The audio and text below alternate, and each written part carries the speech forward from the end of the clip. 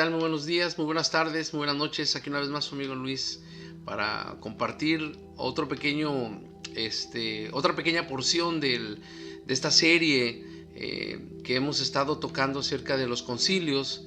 Y el propósito de esta serie específicamente es el llegar a conocer más que todo el principio o la fundación de lo que se conoce como el cristianismo, dónde nació, cómo nació, quiénes, si se puede decir, quiénes fueron los fundadores o el fundador. Más que todo es conocer el fundamento acerca de esta fe o de esta religión que profesa miles y millones de gentes en todo el planeta. Entonces hemos estado tocando el concilio del año 50. Tuvimos unos temas donde pudimos mirar cómo la primera comunidad que había aceptado a su maestro, a Yeshua, como el Mesías, y cómo ellos formaron una comunidad, pero que no se separaron del judaísmo, sino que era una comunidad. Simplemente lo que lo diferenciaba del judaísmo del primer siglo, por llamarlo así, o del segundo templo, como se le conoce, era que ellos habían aceptado a su maestro como el Mesías, o ellos habían creído que Yeshua era el Mesías. Entonces crece una comunidad y conforme va creciendo empieza a introducirse gentiles, empiezan a introducirse personas no judías, y ahí es donde viene un conflicto con la prédica de Pablo y de Bernabé. Entonces ese es el tema que se da en el concilio. Eso lo puedes mirar en el libro de Hechos, en el capítulo 15. Más adelante tocamos otro tema, la importancia de las guerras, porque es muy importante aclarar que si no hubieran ocurrido esas guerras verdaderamente, tal vez estaremos hablando que no existiría el cristianismo como hoy se conoce, puesto que esas guerras, que fueron 3 muy marcadas y que las que estamos siguiendo, dieron pie a la ruptura de esa comunidad que estaba, por llamarlo así, mixteada entre judíos que habían aceptado al Mesías con gentiles, que Pablo había abierto una puerta muy grande para que el gentil entrara a esta comunidad judía, no cristiana. Era una comunidad judía mesiánica, pero que esa comunidad guardaba el Shabbat, estudiaba Torah, guardaba las fiestas. En sí no se conocía o no existía el cristianismo como hoy se conoce en el año 2019. Entonces hemos estado mirando la primera guerra, en la destrucción del templo de Jerusalén en el año 70. Después miramos la segunda guerra, y en este video que va a continuación va a ser la tercera guerra, y vamos a mirar también cómo estos emperadores procuraron y trataron de robar la identidad del pueblo judío, de totalmente exterminarlos, desaparecerlos de la faz de la tierra. Y tal vez puedes decir, bueno, ¿y eso qué tiene que ver con el cristianismo? Tiene que ver mucho. ¿Por qué? Porque esas comunidades que estaban empezando, el único libro que tenían para leer y las únicas enseñanzas que les hablaban del Mesías, todo esa enseñanza era sacada de la Tanaj, de la Biblia hebrea, o vamos a llamarlo como la Torá, los profetas y los escritos, lo que comprende hoy o se forma hoy nuestra Biblia, lo que se conoce como el Antiguo Pacto, ¿no? O el Antiguo Testamento, que se le llama en las Biblias de hoy en día. Entonces las comunidades mixteadas que habían aceptado o que creían en Jesús como el Mesías, la única enseñanza que ellos recibían era de la Torá, eran de los profetas, eran de los escritos, de los salmos. Entonces no había Nuevo Testamento. Entonces las comunidades oraban o rezaban, como le quieras llamar, rezos o plegarias totalmente hechas por rabinos, por personas que conocían de la Torá, personas que tenían un conocimiento muy elevado acerca de la Escritura. Entonces un gentil era introducido a esta comunidad. Ese gentil no conocía la Torá, no conocía nada, se le estaba empezando a enseñar. Entonces, cuando vienen las guerras, siempre se ataca y se empieza a atacar y se empieza a poner la prohibición de la Torá, se empieza a prohibir las fiestas, se empieza a prohibir el Shabbat, cosas que estas mismas comunidades estaban haciendo también, eran partícipes de esas fiestas, de esas celebraciones. Entonces, al haber persecución sobre el judaísmo, el Imperio Romano, ellos no creas que tenían este conocimiento de que, a ver, esta comunidad judía que es mesiánica, o estos son ortodoxos, o estos son estos son fariseos, estos son celotes, estos son ellos no andaban con eso. Ellos decían, judío es judío, para él cualquiera. O sea, el judío era judío, se acabó. Ellos no andaban si era mesiánico o no era mesiánico. Ellos iban sobre el judaísmo, simplemente, sobre el judío. La religión, ellos ni fu ni fa. Ellos tenían su emperador, ellos tenían sus dioses. Entonces, era eso lo que atacaban. Y cómo esto afectó a estas comunidades mixtas, que Pablo trabajó mucho en introducirlas a esta comunidad judía mesiánica. ¿Por qué las afectó? ¿Por qué? Porque estas personas gentiles que no tenían nada que ver, que no eran judías de nacimiento, simplemente que habían aceptado el mensaje, estas personas también fueron perseguidas. ¿Por qué? Simplemente por el estar participando en una comunidad judía, por el estar como decimos en México, por estar en la bola ahí con todos los judíos mesiánicos. Escúchame, el Imperio Romano no le interesa si es mesiánico o no es mesiánico. Escúchame, ellos van sobre el judaísmo, ellos van sobre los judíos. Entonces, los gentiles, al estar en la comunidad judía, se empiezan a ver perseguidos también, se empiezan a sentir bajo presión del mismo Imperio Romano. Entonces ellos tratan de buscar una separación totalmente. ¿Por qué? Porque no quieren ser perseguidos, porque ellos no son judíos, ellos simplemente han aceptado a un judío como Mesías y al Dios de Israel como su Dios. Y de ahí empieza la separación. Empiezan a buscar una doctrina, empiezan a buscar una manera de zafarse, que no se les vincule, que no se les relacione con el judaísmo, que ellos son diferentes. Tratan de buscar esa diferencia, tratan de decir, somos diferentes. Creemos en el Dios hebreo, en el Dios judío, creemos en el Mesías judío, pero no somos judíos, no festejamos las fiestas, no festejamos el Shabbat, y todo eso lo buscan, y eso se da, y eso es consecuencia de los famosos padres de la iglesia, que más adelante vamos a tocarlo, y no quiero tomar mucho tiempo, ya me alargué simplemente en la introducción. La tercera guerra judeo-romana, y los dejo con el video sin más. Hay una disculpa por que me alargué, me prendí, pero está bien. Entonces los dejo con el video y estaremos mirándonos para la siguiente ocasión. ¿Sale? Que pasen muy buenos días, muy buenas tardes, muy buenas noches. Bendiciones. Shalom. Pues comenzamos con el video, y esta es la tercera guerra judeo-romana.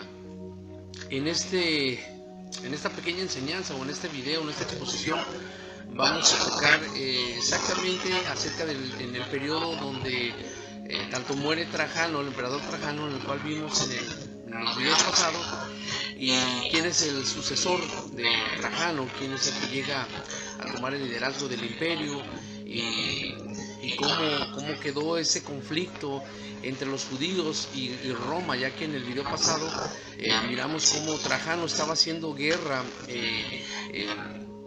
allá contra el imperio parto, y cómo estaba el conflicto tan fuerte que el imperio romano estaba ganando territorio, y de repente se levantó una revuelta muy fuerte en Chipre, y cómo Trajano envía a su comandante Aquitos, a Lucio Quieto, que se llama Quitos, se le conoce como la guerra de Quitos, y cómo sofoca esa guerra, y cómo empieza a tranquilizar.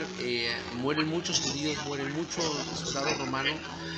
Queda muy desgastada totalmente la relación, aún más estaba gastada, queda mucho más desgastada la relación entre los judíos con el imperio, con el emperador. Entonces llegamos hasta el punto donde Trajano muere. Entonces en esta ocasión vamos a mirar cómo nace esta tercera guerra o esta revuelta y sus consecuencias, lo que ocasionó, y también cómo eso afectó o estuvo afectando a la comunidad vamos a decir judío-mesiánica, porque creían en una comunidad totalmente judía, que se habían incorporado gentiles, pero ese gentil había creído en el Dios de los hebreos, de los judíos, el Dios de Israel, y también habían aceptado el mesianismo de su maestro, de Yeshua. Y entonces ellos el gentil entra a una comunidad totalmente judía, donde leían Torah, donde les enseñaban Torah, donde guardaban el Shabbat, donde había mandamientos de comer cosas puras, abstenerse de alimentos impuros, donde había fiestas que tenían que celebrar también, aunque al gentil no se le exigía tanto como al judío de nacimiento, pero sí al gentil.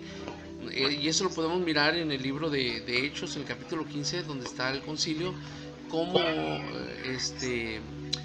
Jacobo, él es el que juzga y dice que al gentil no se le debe de inculcar tanta carga, y le da ciertos mandamientos o ciertas ordenanzas que tiene que cumplir el pueblo gentil. Entonces, pero sí tenían que estudiar Torah. Ellos en la Torah y las enseñanzas solamente se las proclamaba o las enseñaba un rabino, y los días de enseñanza eran los sábados, no eran los domingos. Esto es bien importante para que nos quede claro y empecemos a tener la imagen, la fotografía en nuestra mente de cómo esta comunidad va naciendo. Esta comunidad que mucha gente le llama el cristianismo del primer siglo o la iglesia primitiva le llaman, y dicen que el cristianismo, no, espérame, el cristianismo no existía. El cristianismo no existía. Era una comunidad judía, 100% judía, con la única diferencia que habían aceptado a su maestro como Mesías. Era todo lo que había de diferencia entre el judaísmo y el judaísmo mesiánico. Era todo lo que había de diferencia. Guardaban la Torah los dos, guardaban el Shabbat los dos, guardaban comer comidas puras, y se abstenían de comida impura. Era lo mismo, iban al mismo templo, o sea, santificaban las mismas fiestas, guardaban todas las fiestas. Entonces no había diferencia. Entonces el gentil que entraba a esa comunidad entraba a un mundo 100% judío. No entraba el cristianismo, no existe el cristianismo, entraba a una comunidad judía. Eso nos tenemos que tener bien claro, tenerlo aquí bien, porque ahí es donde cometemos muchos errores. Y hablamos y decimos, y no, el cristianismo, a los cristianos, escúchame, no hay cristianismo en ese entonces. Entonces, ¿de dónde nace el cristianismo? ¿Por qué nace? ¿Quién lo fundó? ¿Quiénes fueron sus líderes? ¿Cómo se concibió esto que hoy se llama cristianismo globalmente? ¿Cómo se expandió? Entonces, este es el propósito de estas enseñanzas. Y estas guerras tienen mucho que ver, porque influyeron mucho en las persecuciones a esa comunidad judía, puesto que los romanos, ellos tenían guerra contra los judíos. Independientemente si eran mesiánicos, si tenían, olvídate, ellos eran judíos y se acabó. Para el Imperio Romano eran judíos y se acabó. Y esas comunidades judías que eran perseguidas, también había gentiles. Entonces el gentil buscó la manera de separarse. Eso es muy importante, de asimilarlo y entenderlo. Así es que sin más vamos a empezar la tercera guerra romana. ¿Y cómo se llama esta guerra? Esta guerra se le conoce con un nombre, se llama la rebelión de Bar Kokhba. La rebelión de Bar Kokhba. Y esa se da en el año 132 al 135. Si puedes recordar, o para aquellas personas que ya miraron el video pasado,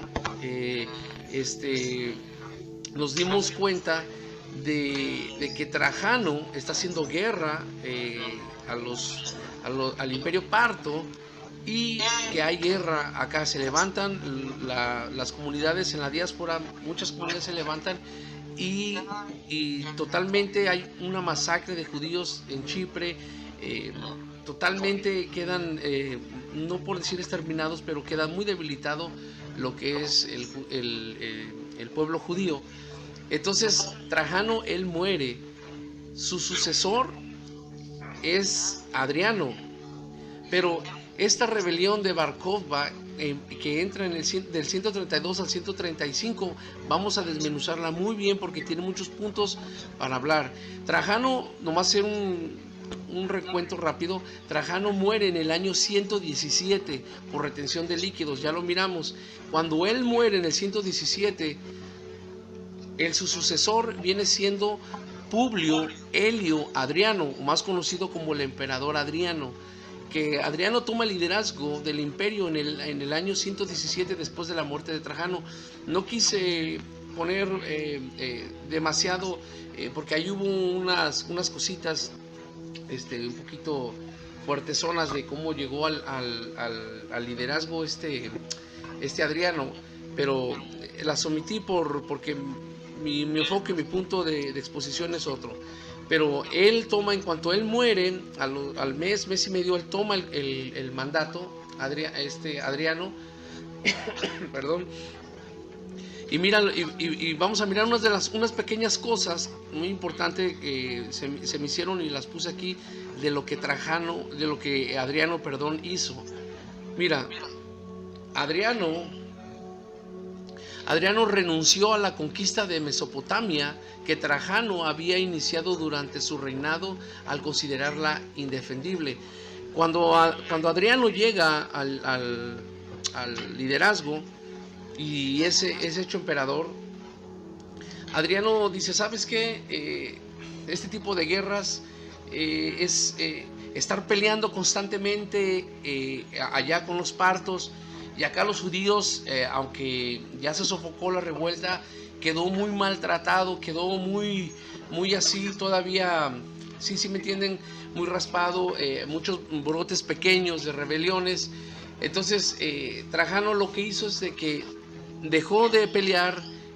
Adriano dejó de pelear lo que Trajano estaba haciendo, tratando de conquistar terreno o territorio del Imperio Parto, y que estaba en Mesopotamia. Y Adriano lo que hizo es buscó paz, replegó su ejército, mantuvo sus líneas, claramente sus divisiones, perdón, pero ya no con la intención de estar buscando el pelear.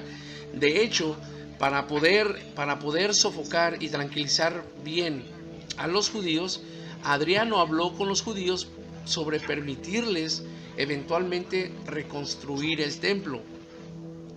Esto es bien importante porque los judíos, aunque habían sido sofocados en la Segunda Guerra, constantemente se estaban levantando, y Adriano, para tranquilizarlos y calmarlos, habló con ellos, con su liderazgo, le dijo: ¿saben qué onda?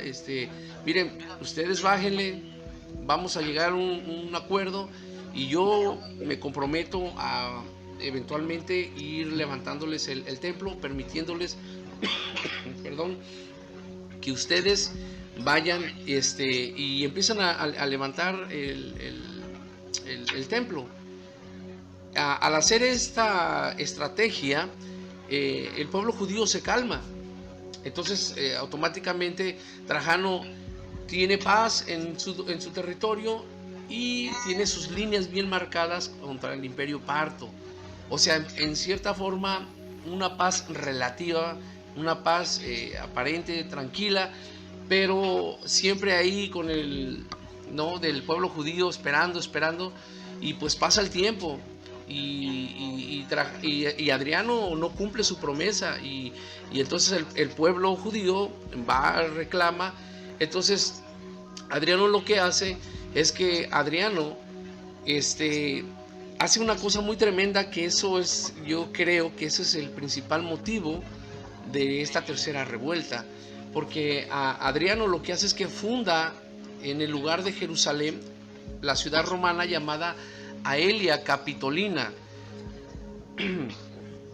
Lo que viene siendo Jerusalén, la ciudad de Jerusalén, él le cambia de nombre. Escúchame, esto es bien tremendo, porque Adriano lo que hace es que dice, ¿sabes qué? No se va a llamar más Jerusalén, se va a llamar Aelia Capitolina.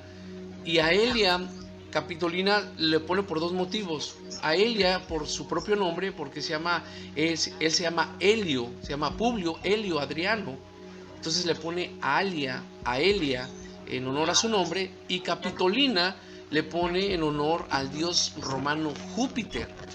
Escúchame, lo que era Jerusalén, la ciudad santa, la ciudad del rey, la ciudad de David, el lugar más santo del planeta, llega este emperador y le dice, ¿sabes qué? Ya no se va a llamar Jerusalén, se va a llamar Aelia Capitolina. ¿Te puedes imaginar? Y no solamente eso, sino que él pone donde estaba el templo, exactamente el territorio del templo judío, que ya para ese entonces estaba destruido. En el año 70 había puras ruinas. En ese terreno que quedó, él pone un templo en honor al dios Júpiter y pone una estatua. Imagínate. No, esto es lo que ya dijeron los judíos. ¿Sabes qué? Espérame. Una cosa es Juan Pérez y una cosa es Juan Domínguez. Entonces ahí, cuidado. Eso estuvo muy fuerte. Esta provocación estuvo muy fuerte de parte del Imperio Romano o del emperador, porque el lugar más santo, el lugar de más honra, de más estima en el mundo para el pueblo judío, era su ciudad, Jerusalén, y el lugar más santo, olvídate, era donde estaba el templo. Y ahí ponen una estatua del dios Júpiter. Fíjate, Adriano establece un altar para Júpiter en el sitio del templo judío. Donde estaba el templo, ahí pone un altar con una estatua. Adriano, no nomás con eso, Adriano prohibió específicamente la observancia del Shabbat, del Brit Milá o la circuncisión, las leyes de pureza familiar y la enseñanza de la Torá. Fíjate contra quién se va Adriano, por causa de que le estaban reclamando qué pasó con el templo. O sea, nos dijiste que eventualmente, pero ya pasaron años y no está pasando nada aquí. Entonces Adriano en respuesta empieza a hacer todo esto, y esto totalmente provoca una ira, provoca un coraje, un rechazo hacia estas, vamos a decir, este tipo de actos que el emperador pone o impone en esta ciudad, en Jerusalén. Entonces Adriano se va sobre la observancia del Shabbat, prohíbe que guarden el Shabbat. Escúchenme, por favor, es que esto es importante, porque aquí es donde entra.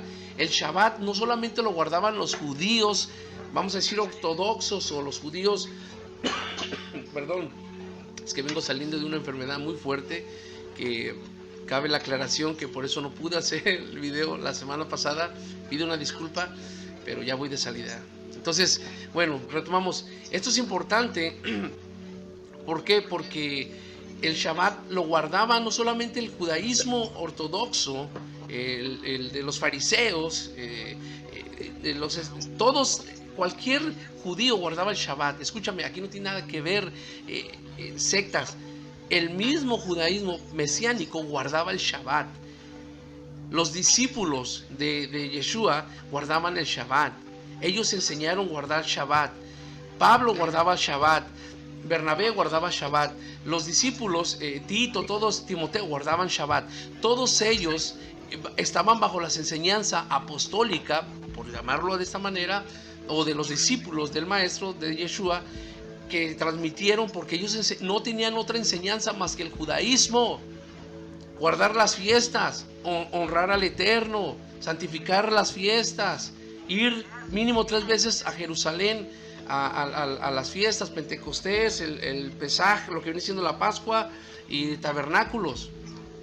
Ellos tenían que guardar las fiestas. El griego o el gentil que se introducía entraba a esa comunidad. Tú te puedes imaginar un gentil llegando y diciendo: ok, pues yo creo en Yeshua y creo en el Eterno, en Yahvé. Ok, entonces yo quiero ser instruido por esta comunidad que oyó al maestro, a Yeshua, las enseñanzas. Entonces él va a Jerusalén y dice: ¿dónde se congrega esta comunidad que cree que Yeshua es el Mesías? Y ellos le dicen: mira, pues cada sábado se reúnen allá. Ellos no le van a decir: cada domingo van a un templo allá, aparte. No existe, escúchame, ellos se reúnen en sinagogas, en casas, en lugares donde había y guardaban las mismas fiestas, leían la misma Torá. Y esto está prohibiendo este emperador, está prohibiendo ese tipo de cosas. Prohíbe el Shabbat. Todos guardaban Shabbat. La circuncisión, las leyes de pureza y la enseñanza de la Torá. No había Nuevo Testamento, estamos hablando del año 132 después de Yeshua o después de Cristo o en la época actual. Escúchame, están prohibiendo directamente cosas que los mismos seguidores de Yeshua guardaban, seguían, observaban.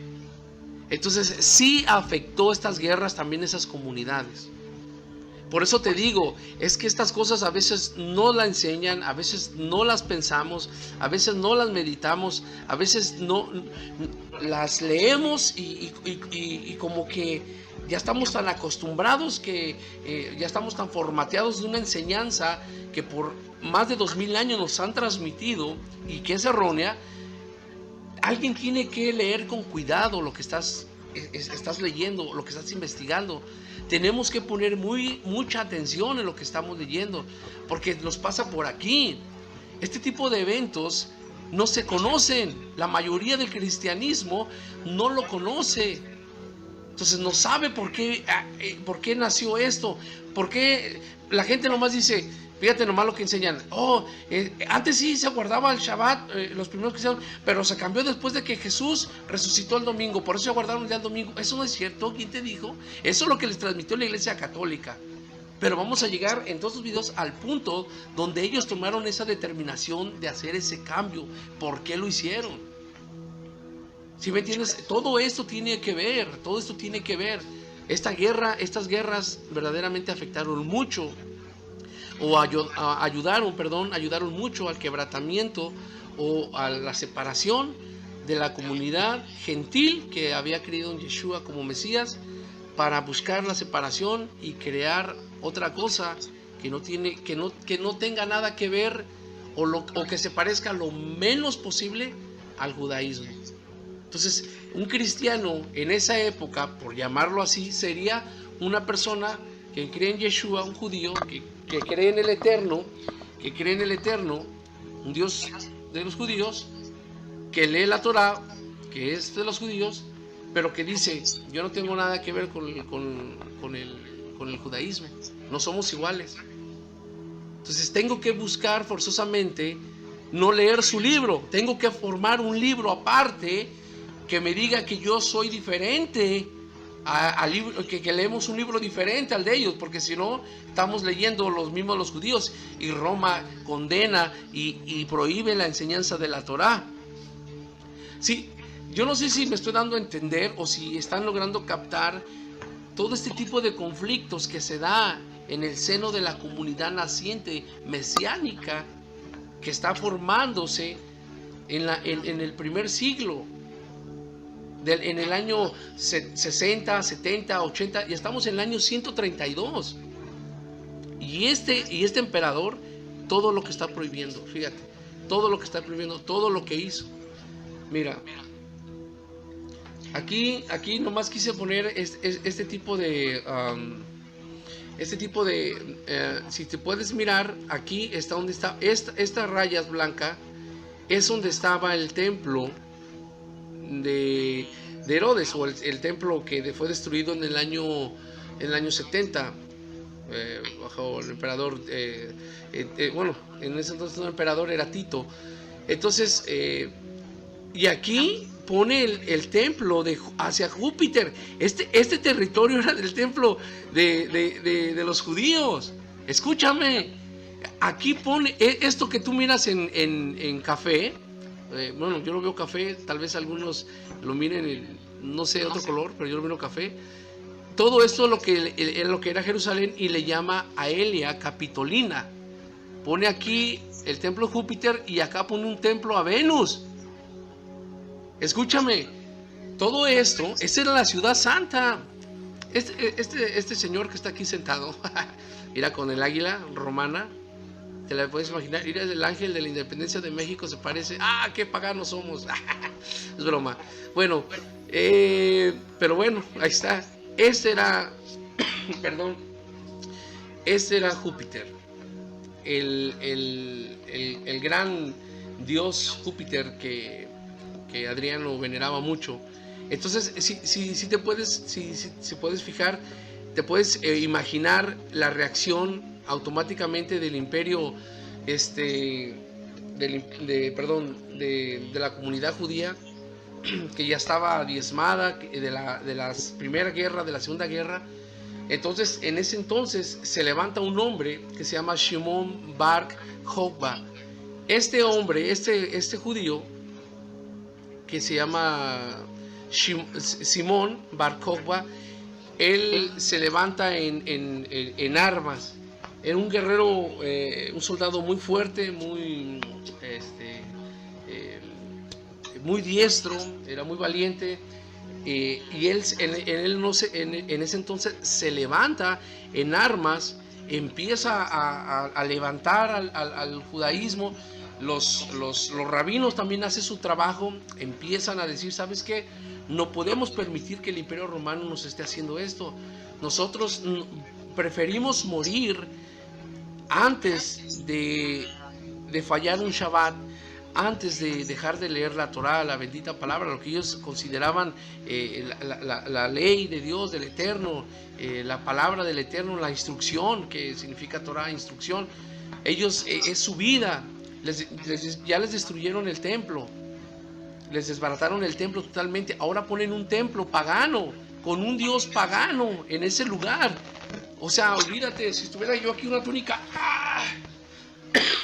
perdón, pero imagínate, está fuerte esta acción.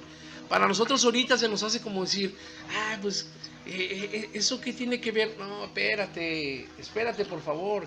Si hoy en día hay gente que les tocas, la religión que sea, simplemente el México, porque yo soy de México, habla con una persona de la Virgen María, habla de la Virgen de Guadalupe con alguien, para que veas cómo se pone. Habla acerca de sus imágenes, habla acerca de su doctrina, del mismo cristianismo. Habla con un trinitario, dile que no son tres dioses. Habla, o sea, ¿cómo reaccionan? Mira los debates que hay hoy en día, las ofensas, cómo se ofenden uno al otro. En ese entonces no era una ofensa de que, pues tu Dios no, escúchame, que desbarataron su templo y pusieron otro con un dios pagano, idolatría. Es una burla. Para ese entonces, no, olvídate, en ese entonces se morían nada más por cualquier cosa. Ahora imagínate. Entonces se levanta Simón Bar Kokhba y mira lo que este grande líder hace. Perdónenme la verdad, pero estoy saliendo ya y son las resacas de la tos que me pegó, la enfermedad. Mira, Simón Bar Kokhba lideró el levantamiento, el cual comenzó con toda su fuerza en el año 132 de la época contemporánea, después de Cristo. El éxito de Bar Kokhba causó que muchos, entre los cuales figuraban un rabí muy tremendo, que es muy sabio, que se llama el Rabí Akiva, el más sabio y sagrado de los rabinos en Israel. Escúchame, no te estoy hablando de un maestro que estaba ahí, no. si hay una persona que sabe del judaísmo y entiende el judaísmo y sabe y conoce quién era el Rabí Akiva, estamos hablando de otro, como decimos en México, hay niveles. Esta persona está acá y los otros acá abajo. Este gran sabio rabino, este gran sabio, cuando miró lo que Bar Kokhba, lo que miró cuando Simón Bar Kokhba se levanta, reúne un ejército grande y empieza a pelear contra el Imperio Romano, lo que viene siendo Jerusalén, lo que era Jerusalén, fue a atacarlo, a desbaratar ese templo, a quitar totalmente esa imagen del dios Júpiter, destronar al imperio, todo lo que estaba ahí, y empieza a tener victorias. Este maestro Rabí Akiva, fíjate lo que hace. Él creyó que quizás este Bar Kokhba era el Mesías.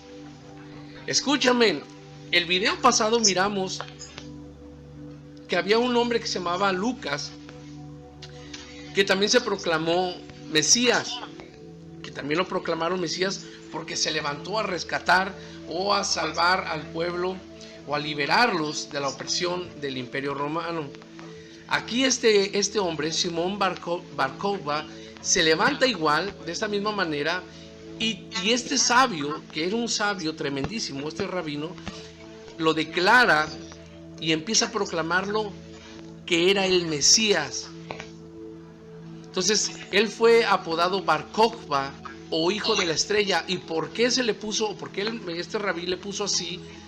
Porque hay, en el libro de Números, en el capítulo 24, en el versículo 7, se dice: vendrá una estrella de Jacob, o Jacob, y esa estrella se refiere al Mesías.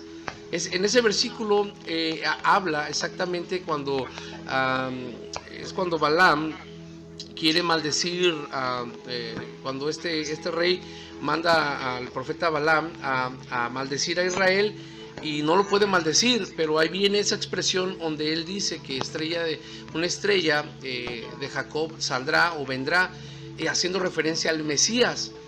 Entonces a él se le da ese apodo como Bar Kokhba, como hijo de la estrella.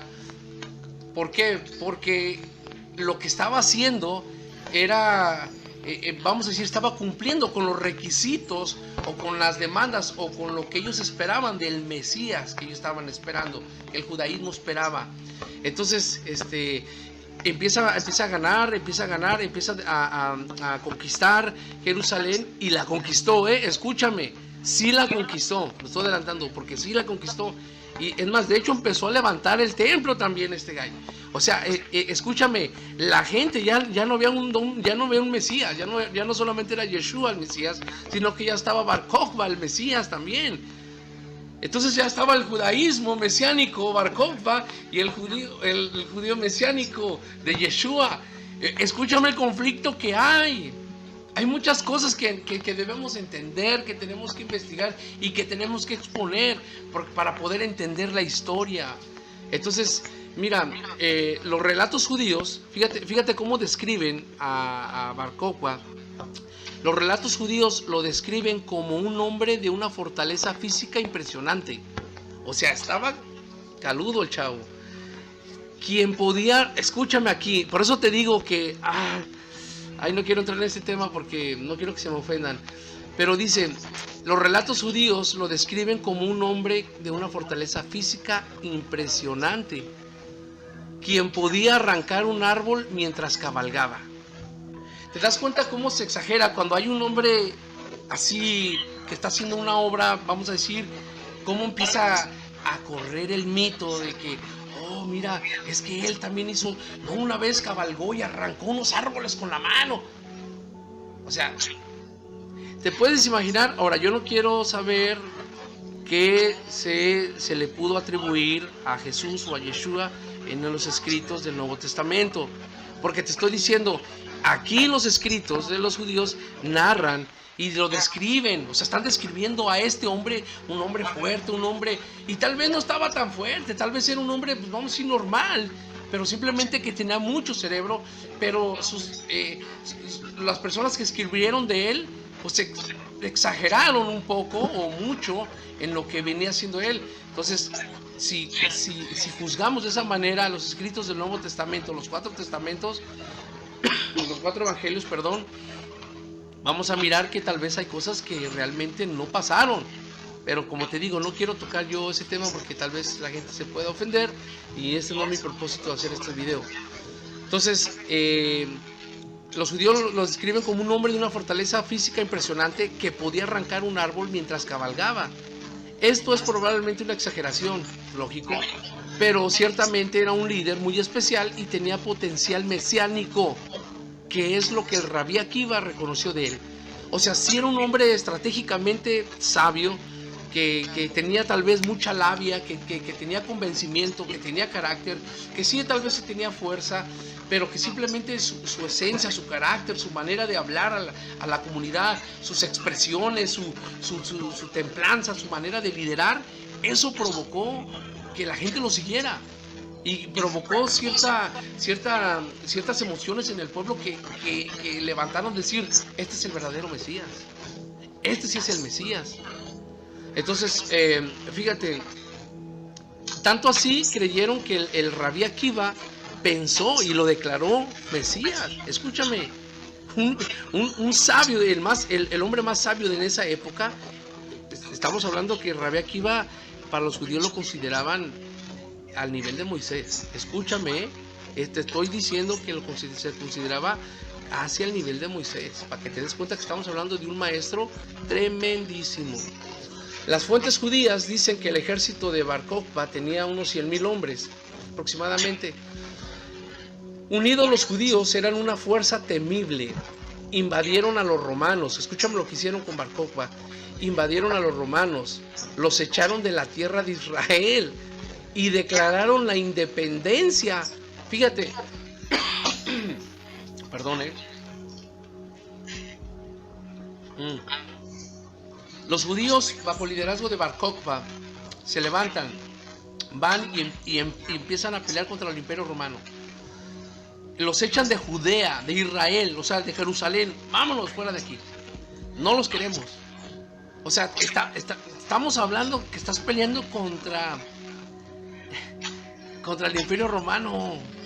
O sea, no estás peleando contra Pepito y su pandilla. No. Estás hablando con el ejército más tremendo para mí que hubo. Para mí. Tal vez otros dicen, no, los asirios, ok, los egipcios y los babilonios, cada quien. Pero para mí, el Imperio Romano es otra cosa. Hay niveles, la verdad. Y empiezan a ganar. Los echaron de la tierra de Israel. Y no solamente los echaron, Bar Kokhba declara la independencia e incluso, fíjate lo que hicieron, mandó a hacer sus monedas. Échate ese trompo a la uña. Este hombre, o sea, totalmente tenía al pueblo judío comiendo de la mano. Era un hombre tremendo, era un hombre temible, era un hombre con liderazgo, con credibilidad. Gana la guerra, echa fuera al Imperio Romano en lo que era en su territorio. O sea, no está peleando contra todo, sino lo que estaba en Jerusalén, en Judea. Y cuando logra su independencia, manda a hacer monedas. Donde en un lugar, en una cara, tiene del templo, la figura del templo, y atrás dice por unas palmas de oliva, y dicen por la libertad de Jerusalén, o por la libertad de Judea, de Jerusalén, creo que decía así. Entonces, fíjate, este evento fue el único en la historia del Imperio Romano. Eso está en la historia, tú lo puedes comprobar, te puedes meter al internet, métete a la historia del Imperio Romano, historiadores de esa época, de cómo narran y te vas a dar cuenta de lo que sucedió. Yo estoy tomando un poquito de acá, un poquito de allá, un poquito para acá, y te lo estoy dando a conocer. Si quieres profundizar más, yo te animo, ve, investiga más y te vas a sorprender de mucho más material, de muchas más cosas que ocurrieron, y vas a enriquecer tu conocimiento verdaderamente. Fíjate, un estado soberano judío se restauró en los siguientes 2 años y medio. O sea que en 2 años y medio, este hombre hizo libre lo que viene siendo Jerusalén. Hizo libre a Judea. Para que te des cuenta si no lo consideraban el Mesías. Había traído paz, eliminó al imperio, porque ese era el Mesías, era lo que quería el judaísmo. Un Mesías, un libertador, que expulsara a los enemigos, y este lo hizo. Lo hizo y lo sacó a patadas, mandó a hacer su moneda, empezó a tratar de levantar el templo. Óyeme, pues ahora sí, como dicen, ¿qué más quieres? Tenían su Mesías.